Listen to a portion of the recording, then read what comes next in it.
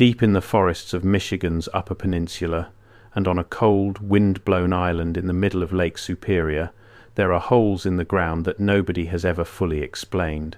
Thousands of them, pits carved into solid rock. Some are shallow scoops, others drop 20, 30 feet straight down into the earth. And scattered around the edges of these pits, in some places, lie hundreds of thousands of rounded stones, each one battered flat on the ends, each one carried up from a distant lake shore and then left behind. When the first American mining engineers pushed into this region in the 1840s, chasing rumors of pure metal, they expected untouched wilderness. Instead, they found that someone had beaten them to it, long before them. And whoever it was had walked away from these mines and left the tools lying exactly where they dropped, as if the workers had finished a shift one afternoon and simply never returned. The copper was real. Some of the purest, most concentrated native copper found anywhere on the surface of the planet. I have to pause here for a second, because what I just described, that is one case from a much larger pattern. There are 35 documented cases in a document I put together. Different cities, different decades, different types of evidence. Every single one follows the same sequence: discovered, documented, acquired, disappeared. I could not fit all of it into a video. It's in the pinned comment below. Find it before we continue. And the question that hangs over these ancient pits has never really gone away. Who dug them? How far back does it go? And where did all that metal actually end up? For more than 150 years, people have argued about it. Some of those arguments were careful and scientific. Some of them were ugly and driven by prejudice. And a few of them grew into one of the strangest theories in the history of the Americas. A theory involving vanished civilizations, ships crossing open ocean thousands of years before Columbus was born, and bearded strangers who, according to a story that keeps resurfacing, the Ojibwe themselves were said to remember.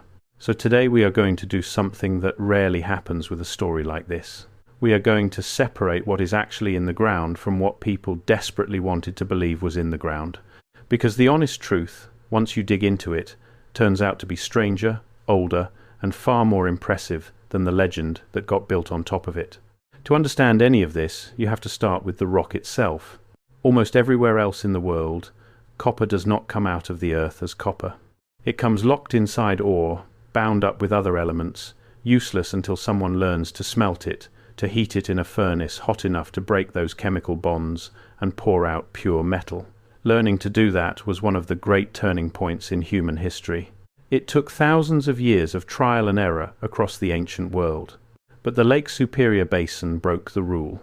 Here, running through the ancient volcanic rock of the Keweenaw Peninsula and out under the lake to Isle Royale, are seams of what geologists call native copper. Pure, metallic copper, sitting in the ground in a form you can almost use as it is.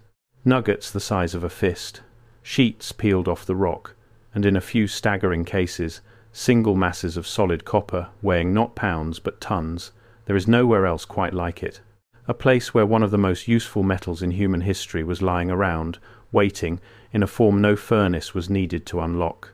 To understand how strange that is, picture the ancient world trying to get its hands on metal.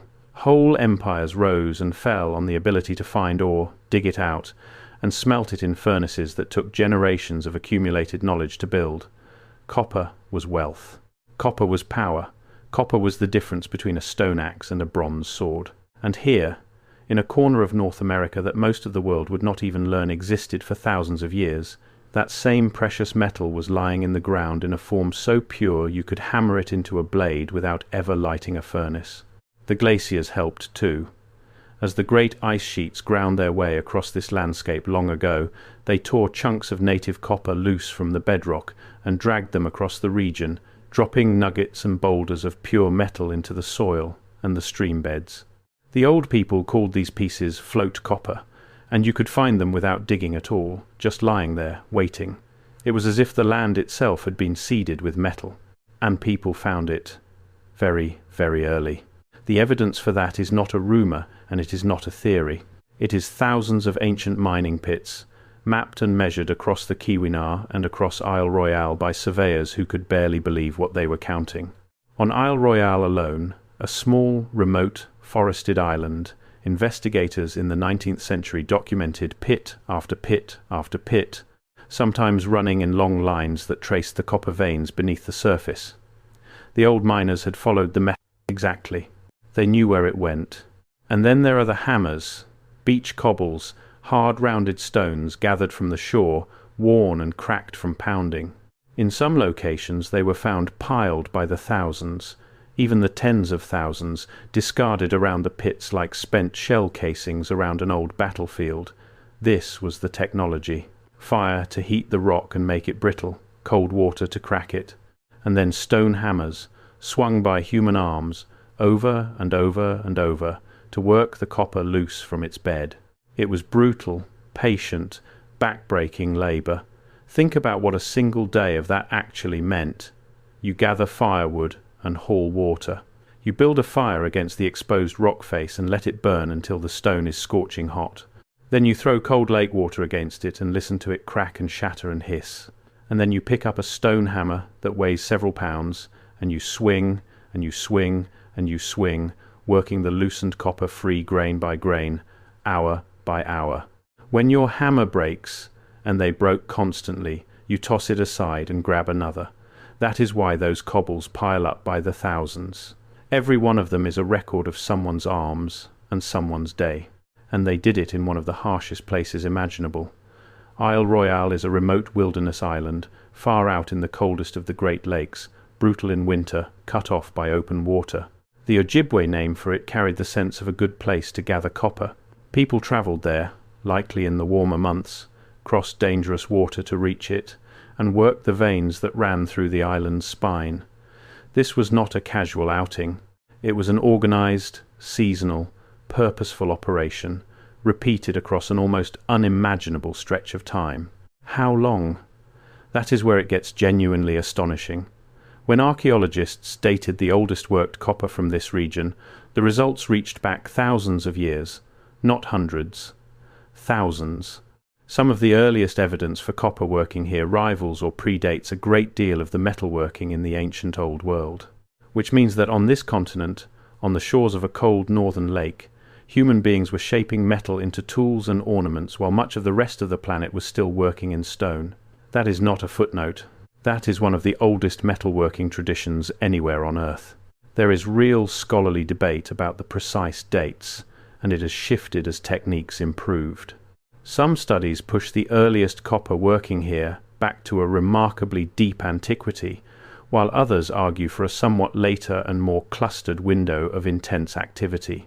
But even the most cautious reading leaves you with something extraordinary. People here were mining and shaping metal at a time when, across most of the world, metalworking either did not exist yet or was only just beginning. Let that settle for a second. One of the earliest metalworking traditions on planet Earth did not happen in the Middle East or in Europe. It happened on a lake in the middle of North America. Scholars gave it a name. They called it the Old Copper Complex, or the Old Copper Culture, and the people behind it made spear points, knives, awls, fish hooks, bracelets, beads, objects both practical and beautiful. Copper from these mines has been found hundreds of miles away, carried along ancient trade routes that stretched deep into the interior of the continent, down river systems, across the Great Lakes, into the mound-building societies far to the south. This was not an isolated curiosity. It was the beating heart of a trade network that connected an entire continent, and that network was vast. Centuries later, the great mound-building societies of the Ohio and Mississippi valleys prized Lake Superior copper, hammering it into gleaming ceremonial objects, breastplates, ornaments, sheets, pressed into the shapes of birds and other sacred forms, and burying it with their honoured dead. Copper from this northern lake found its way across an enormous span of territory, moving hand to hand, community to community, along rivers and shorelines and overland paths. It was among the most valued materials in the ancient Americas, and its source, the place it all came from, was these very pits.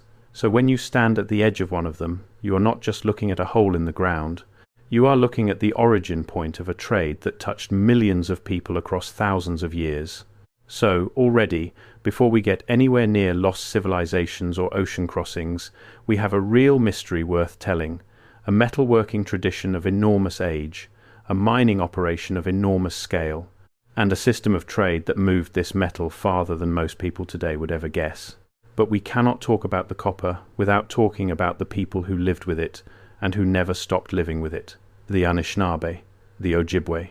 To the Ojibwe of Lake Superior, copper was not just a resource, it was sacred, it carried spiritual weight.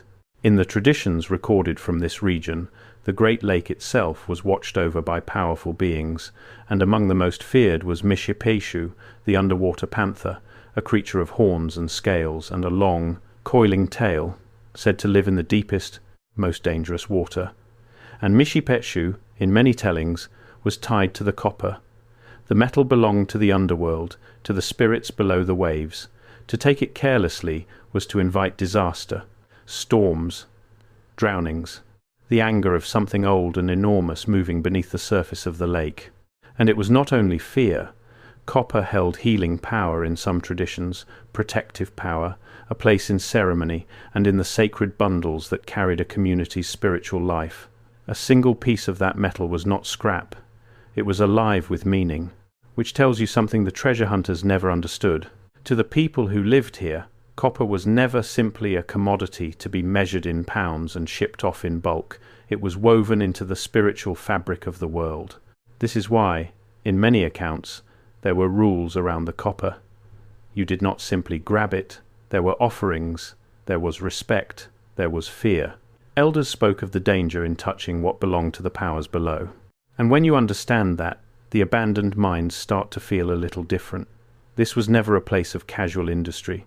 It was a place charged with meaning and with dread.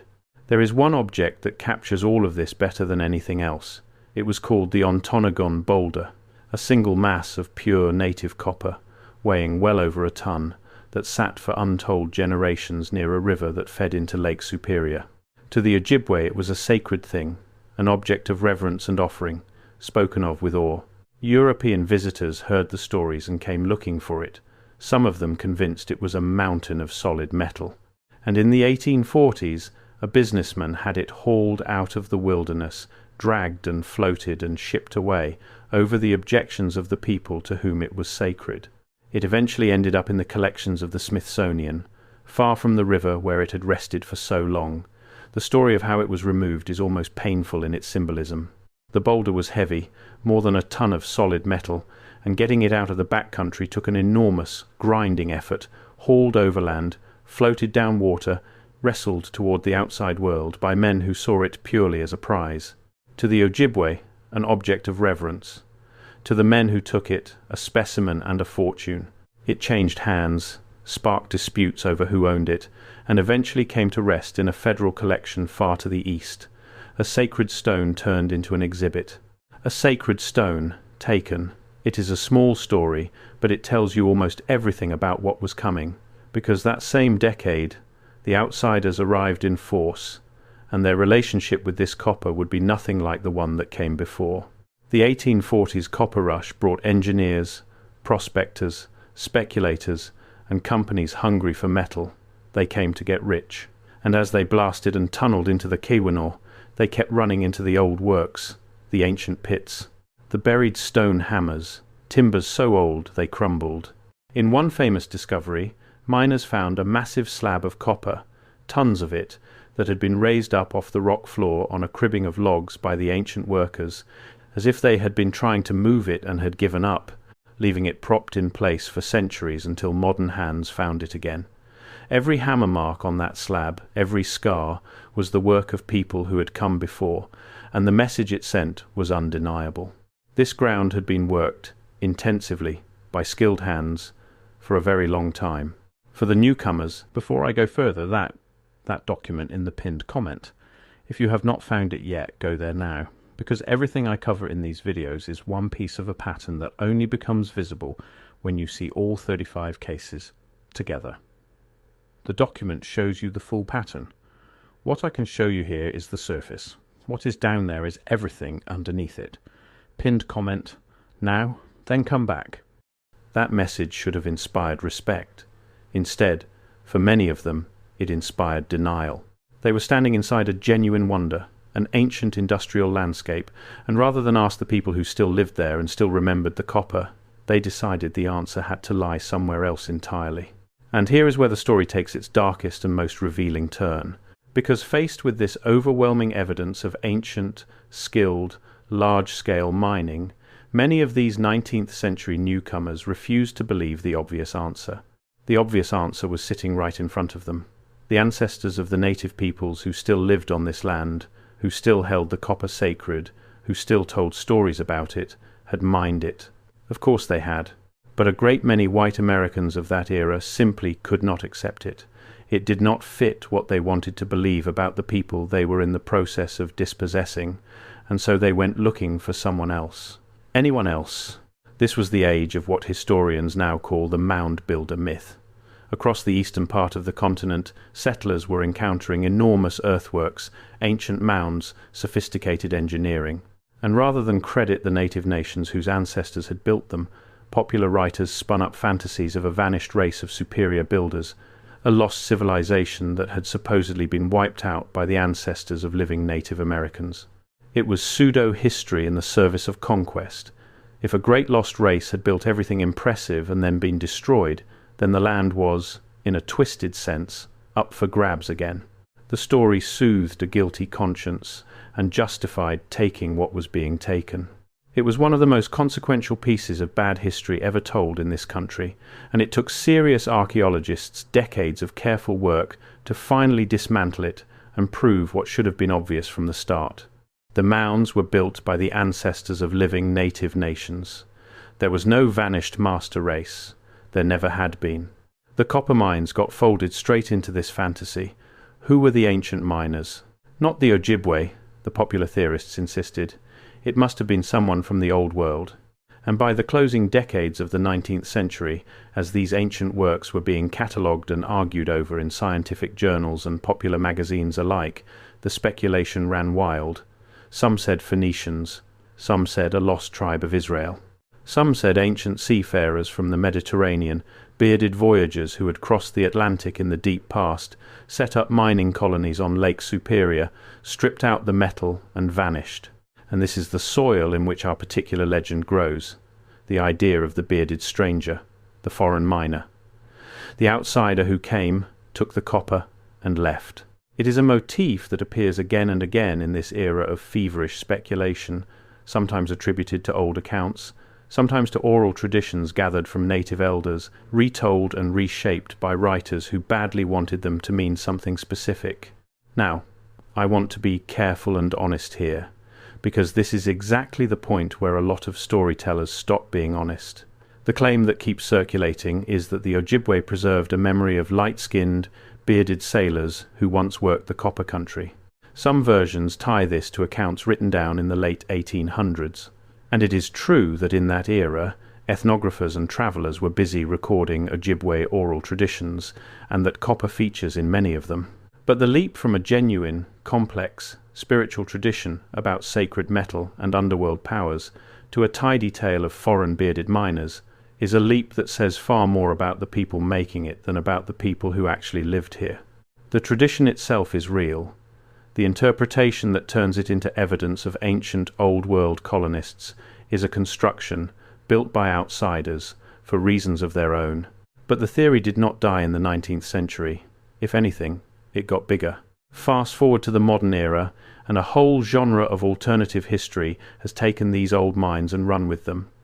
And at the centre of the modern version is one number that gets repeated over and over: the claim of the missing copper. Here is how the argument goes. Proponents look at those thousands of ancient pits, at the scale of the mining, at how long it apparently continued, and they try to estimate how much copper was removed from the ground across all those centuries. And some of them arrive at a truly enormous figure, hundreds of millions of pounds. In the boldest versions, something approaching £500 million of copper, they claim, was taken out of the Lake Superior country in ancient times. Then they ask the killer question: where is it? If that much metal came out of the ground, where did it all go? The copper objects found in North American archaeological sites, the tools and ornaments and trade goods, are real and widespread, but proponents argue they cannot possibly account for the total they believe was mined. So there must be, they insist, a missing remainder, a vast quantity of Lake Superior copper unaccounted for on this continent. And that is where the ocean comes back in, because the ancient old world had an enormous, endless hunger for copper. The Bronze Age ran on it. Bronze is copper alloyed with tin, and the civilizations of the Eastern Mediterranean consumed staggering amounts of the stuff. So the theory closes its loop. The missing Lake Superior copper, the argument goes, was shipped across the Atlantic to feed the furnaces of the ancient world. The bearded sailors were not a myth. They were the shipping fleet. And North America was, in this telling, a secret industrial supply colony for a Bronze Age economy thousands of miles away. It is a spectacular story. It has everything: lost voyages, hidden trade routes, a secret history of the continent. And in recent years it has become tangled up with an even larger online movement, the Tartaria idea, a sprawling set of claims that a vast, advanced civilization once spanned the globe and was deliberately erased from the historical record. For believers in that worldview, the ancient copper mines are a perfect piece of evidence. Proof, they say, of a forgotten global economy that official history refuses to acknowledge. A world that was connected, industrial, and advanced long before the textbooks say it could have been. In that framing, the copper mines stop being a Native American achievement and become a fragment of something enormous and hidden, a lost global order whose true story, believers argue, has been buried on purpose. It is a seductive idea, and you can see why it spreads. It turns a quiet forest of old pits into the key to a secret history of the whole planet. So the big question is simple: is any of it true? And here we have to slow down, because the answer is genuinely interesting, and it is not a flat no. It is more like this. The real thing is astonishing. The story built on top of it is not. Start with that headline number, the £500 million. When you trace where figures like that actually come from, they tend to rest on very loose estimates. Guesses about how many pits there were, multiplied by guesses about how much each pit produced, multiplied by guesses about how long the mining ran, change any one of those guesses and the total swings wildly. There is no careful, agreed measurement that says a specific mountain of copper is missing. The missing copper, in other words, may mostly be missing from the estimate, not from the archaeological record. It is a magic trick disguised as math. Pick a big enough guess for each unknown, stack them on top of one another, and out pops a number so large it demands a dramatic explanation. But the number was never solid to begin with. Change your assumptions to something equally reasonable, and the mountain of missing metal shrinks down to nothing at all. There is also the simple matter of loss over time.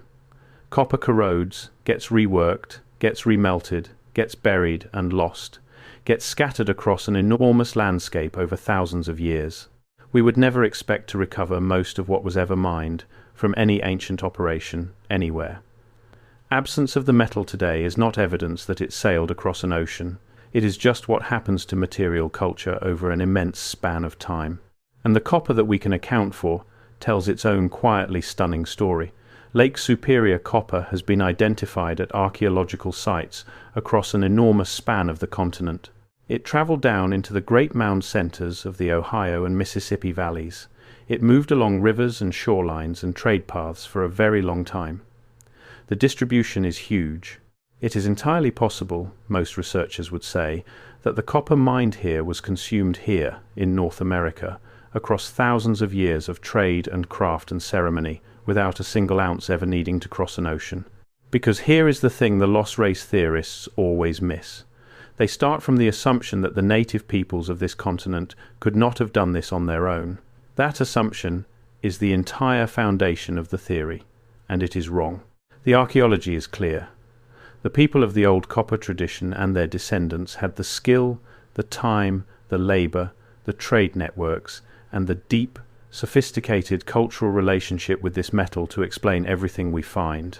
The stone hammers are their hammers. The pits are their pits. The trade routes are their routes. The copper did not require Phoenicians or Minoans or a lost global empire. It required exactly the people who were here, doing exactly what the evidence shows they did, for a length of time that should take your breath away. And once you see that, the whole 19th century fantasy flips inside out. The theory of bearded foreign miners was never really about copper. It was about not giving credit. It was a way of looking at overwhelming proof of native achievement and inventing a reason to hand that achievement to someone else. The mines are a monument to indigenous ingenuity, and for over a century, a lot of people worked very hard to make that monument belong to anyone but the people who built it. So where does that leave the bearded sailors, and the story that keeps getting repeated as if the Ojibwe confirmed it? Honestly, it leaves them as folklore about folklore, a legend that grew up not around a campfire in the copper country, but in the pages of 19th century magazines and the books of 20th century mystery writers. The Ojibwe traditions are real, rich, and sacred, but they are not a receipt for ancient transatlantic shipping. They are something more valuable than that. They are the living memory of a people who understood this metal and this lake and these powers more deeply than any prospector who came to cart it away. None of which makes the mines any less amazing. Walk out onto Isle Royale today, into the quiet forest, and the old pits are still there, filled with leaves now, softened by time, easy to miss if you do not know what you are looking at. But they are the fingerprints of people who worked this rock when the pyramids were young or younger, who lit fires against the stone, cracked it with cold water, and pounded pure metal out of the earth with stones carried up from the shore. Generation after generation after generation. No lost empire built this. No foreign fleet carried it away. It was the patient, skilled, extraordinary work of the people of this land, done so long ago that most of world history had not happened yet. That is the real story. Not a secret empire, not a fleet of foreign ships, something better. One of the oldest metalworking traditions on the face of the earth, carried out by the ancestors of people who are still here. On land they never stopped calling home, around a lake they never stopped holding sacred. The copper did not vanish across an ocean. It never had to. It was here all along, moving through the hands and the history of this continent, exactly where it belonged. The legend of the bearded sailors tells us almost nothing about who mined Lake Superior, but it tells us a great deal about the people who could not bear to admit the truth. And the truth, in the end, is the more remarkable story by far. And maybe that is the real lesson buried in these pits.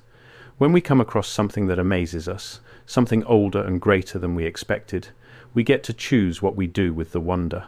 We can hand it off to a fantasy, a lost race, a secret empire, a fleet of strangers from across the sea, or we can look plainly at the evidence and give the credit to the people who actually earned it. One of those choices erases history, the other one honors it. The mines are still waiting, quietly, for us to make the honest choice.